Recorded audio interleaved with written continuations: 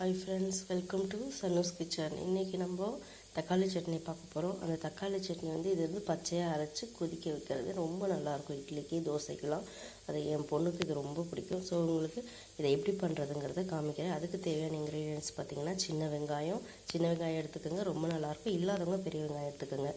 சின்ன வெங்காயம், 2 தக்காளி, கொஞ்சம் கருவேப்பிலை, ஒரே ஒரு வரமிளகாய், ஒரு 4 பல் பூண்டு. உங்களுக்கு பூண்டு வேணும்னா நீங்கள் அதிகமாக சேர்த்திக்கலாம். இப்போ இது எல்லாமே நம்ம மிக்ஸி ஜாரில் போட்டுட்டு இதை நம்ம அப்படியே அரைக்க போகிறோம். இப்போ இதில் பார்த்திங்கன்னா வெங்காயம்,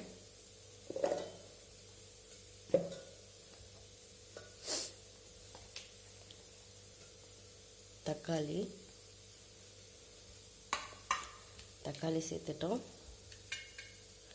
அப்புறமா ஒரு 4 பல் பூண்டு,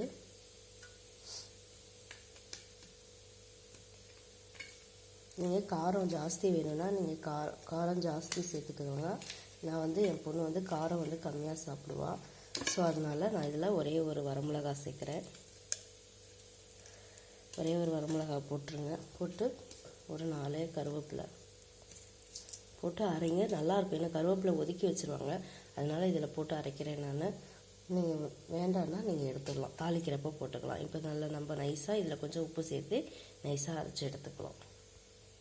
இப்போ இதில் உப்பு கொஞ்சம் சேர்த்துட்டு நம்ம அரைச்சி நல்லா நைஸாக மிக்சியில், தண்ணி ஊற்ற வேண்டாம், தண்ணி ஊற்றாமல் அரைங்க. அதுவே தக்காளியிலே நம்மளுக்கு தண்ணி வரும். ஸோ தண்ணி ஊற்றாமல் அரைச்சி நல்லா நைஸாக எடுத்துகிட்டு நம்ம தாளிச்சிடலாம்.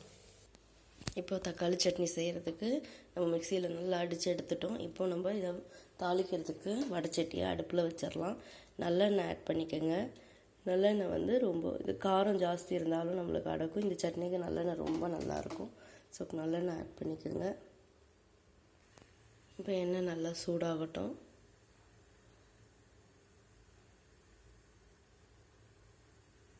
இப்போ எண்ணெய் நல்லா சூடாயிடுச்சு, சட்டி சூடாயிடுச்சு. இப்போ நம்ம கடுகு சேர்த்திடலாம்.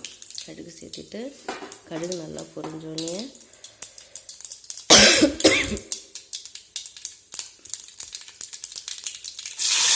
கருவேப்பிலை சேர்த்துக்கோங்க.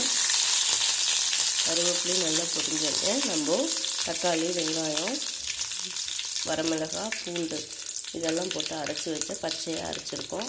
இதெல்லாம் நம்ம இதில் ஊற்றிடலாம்.